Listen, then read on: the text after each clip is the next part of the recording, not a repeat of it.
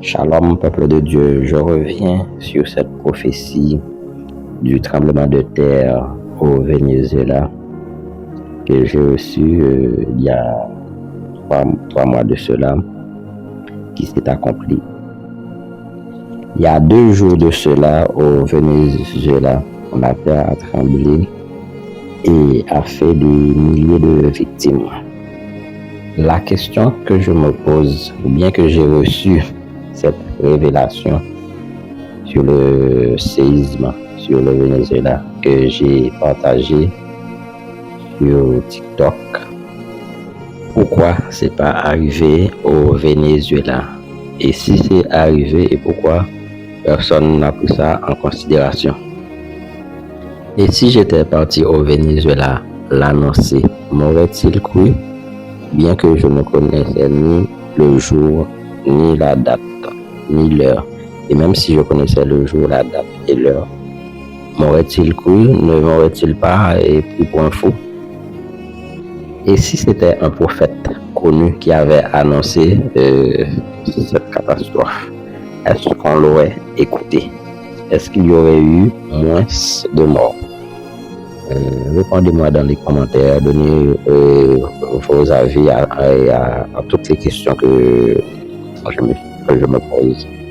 La prochaine fois, si je reçois une prophétie sur une catastrophe qui arrive, que me conseillez-vous de faire?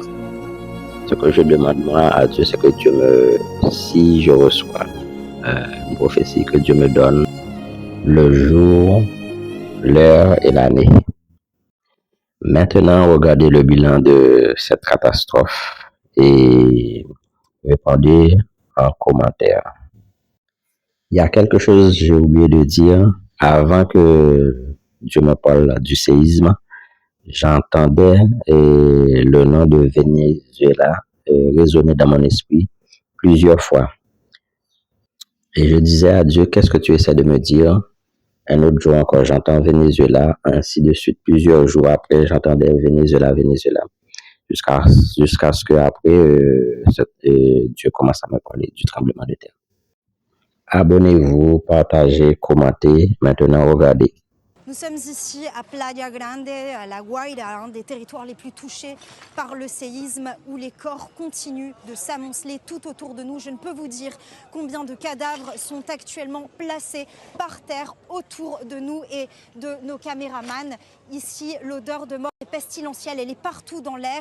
Elle arrive depuis quelques kilomètres déjà sur la route, on pouvait la sentir. Une route totalement bloquée depuis Caracas. Seule la presse, quelques organes de presse et également l'aide humanitaire peuvent passer, puisque ces routes complètement dévastées sont désormais entièrement consacrées à l'aide humanitaire et au passage de ces énormes machines qui servent à extraire les cadavres des décombres.